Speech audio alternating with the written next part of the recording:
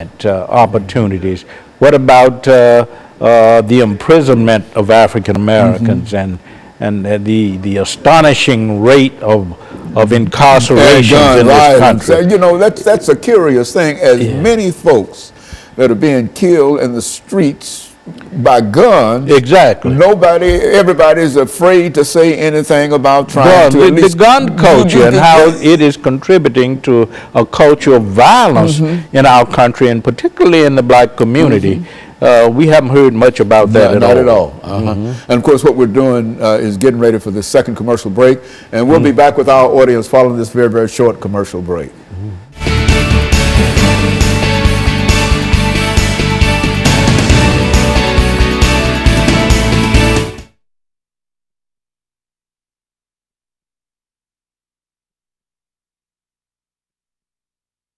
People back to work. About personal attacks, you know. And my God, hate. That's what it is. That's hate. Hate. Nothing but hate. That's all it is, man. I mean, and hopefully, I hope it doesn't discourage, and I'd like to deal with that in the last segment. Okay. To what extent this might discourage turnout?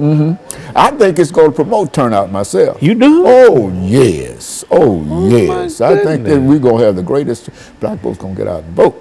I think, and I think all of the people who have felt disenfranchised going to get out and vote. Lord, and that benefits the Democratic Party. Yeah, that will benefit the Democratic Party. I just don't see any place where folks are going to stay at home. I mean, this thing has gotten too hot. Oh, yeah, for folks. You got to say something one way or the other. You know, that's what I told my son. I said, nah, and my grandson, I said, now, y'all, you tell your folks y'all got to get out and vote. I don't care who you vote for. But one other thing we need to deal with, I think, is to the extent to which the third party, the Libertarian Party, with Johnson, the extent to which he's ciphering off some black votes. That's right. That's right. Yeah. But I think Miss Clinton's going to win this thing. I'm sure. That's what all of the folks that I hear on television, MSNBC, CNN, Wall Street Journal, Huffington Post, they all show a victory. And I'm just praying that.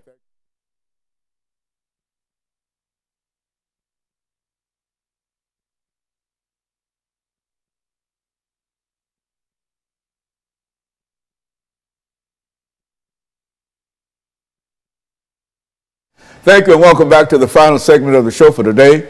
We're talking to Dr. Louis Baldwin, and he's giving us some information in reference to African Americans and the election of 2016.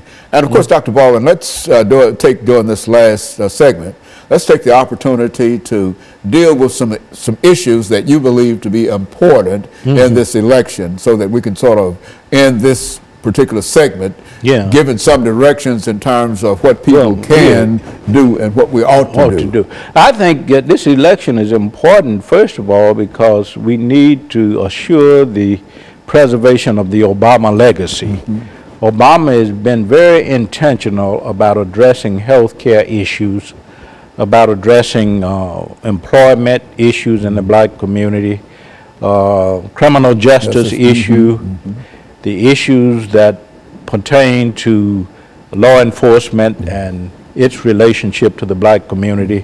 So we need to preserve his legacy in terms of pushing legislation that address the concerns for African Americans and women. We have to keep in mind that the Ledbetter Law or Act was signed by President Obama, which called for equal pay equity for women. So we first of all got to preserve his legacy for the black community, and I think that's very important for the black community.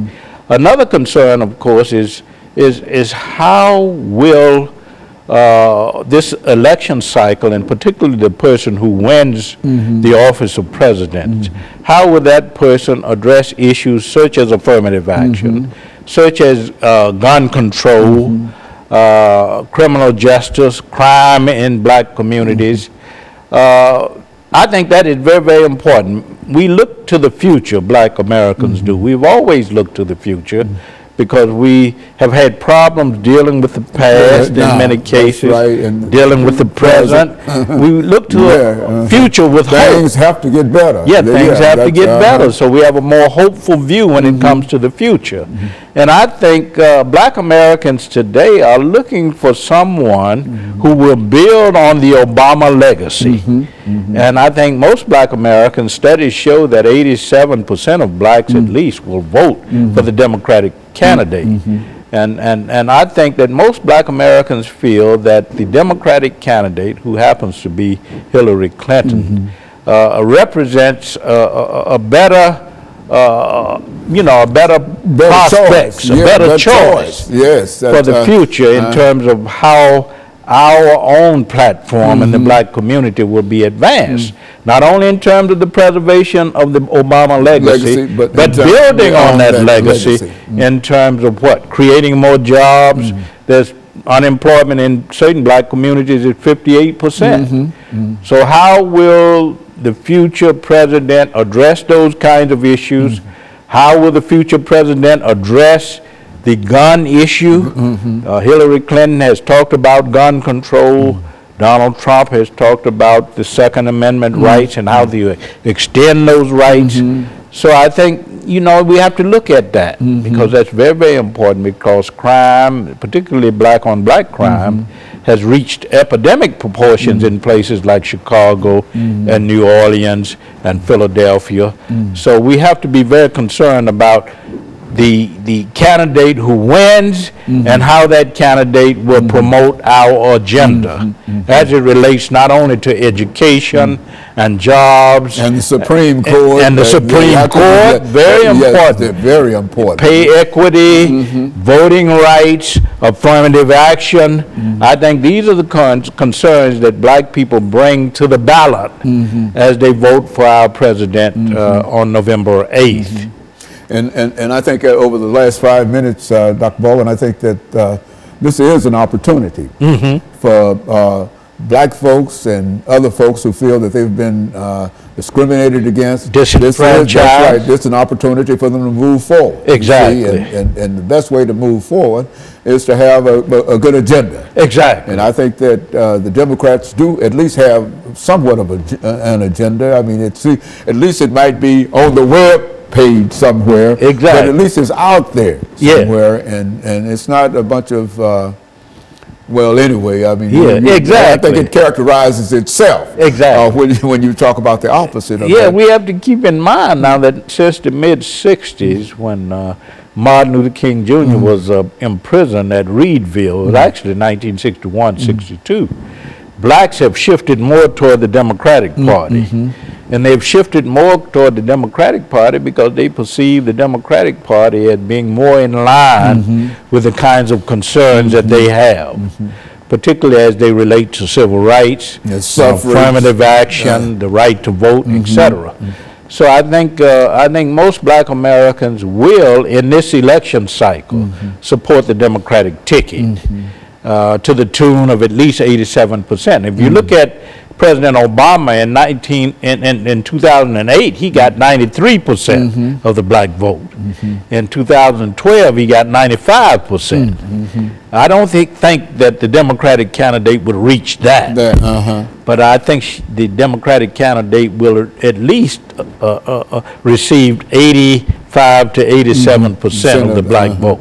Yeah, and I think that that's a very, very important statistic because it indicates that we can be very, very optimistic in terms. And I do believe, I know people have been somewhat pessimistic in reference to the participation of Africans in this particular election, but I feel I feel a shutout coming on. Exactly. And sometimes I wake up at night in cold sweat, thinking that perhaps I might have to start looking for a Canadian route somewhere. Exactly. No, but seriously, I think that it is a real problem in terms of how we perceive ourselves and the threats. Yes, but so much is happening in terms of trying to discourage turnout. We see that I think on both sides to some extent, and particularly on the Republican side. This whole idea that the election will be rigged. Yes. And I personally don't subscribe to that thinking. I don't think many people. Yeah, I think we have in the United States, in this country, one of the most sophisticated systems of voting, electoral politics, and I think that there's a lot of integrity there. So I don't subscribe to the arguments of those who think that the election will be rigged. But I do think that people of all races, of all ethnic backgrounds, nationalities, religious backgrounds will go to the polls and will vote their conscience.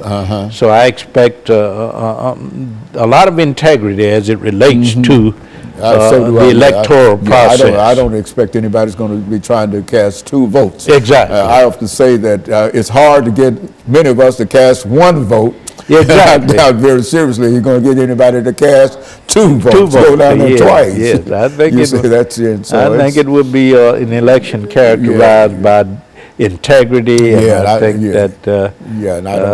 that this process in America, in our country, has more integrity than in other parts of the world. That's it. And if we don't have it, then how could we expect it to be anywhere else? Exactly. And in spite of what everybody say, this is indeed the greatest country in the world. Absolutely. And I feel it a privilege personally to be an American. I mean, I've never seen anything that we've done or whatever that would put me outside of being a citizen of the United States of America, in spite of all of the trials and tribulations that we've had in this country. I think that this is the best one for us. There's one thing we can claim, of course, is that our struggle has been toward the realization of participatory democracy. That's right. And we've been on that course. Yes, and I think we'll make it. I think we'll be very successful. Exactly. And so, Dr. Baldwin, during the last 45 seconds, let me thank you for bringing by again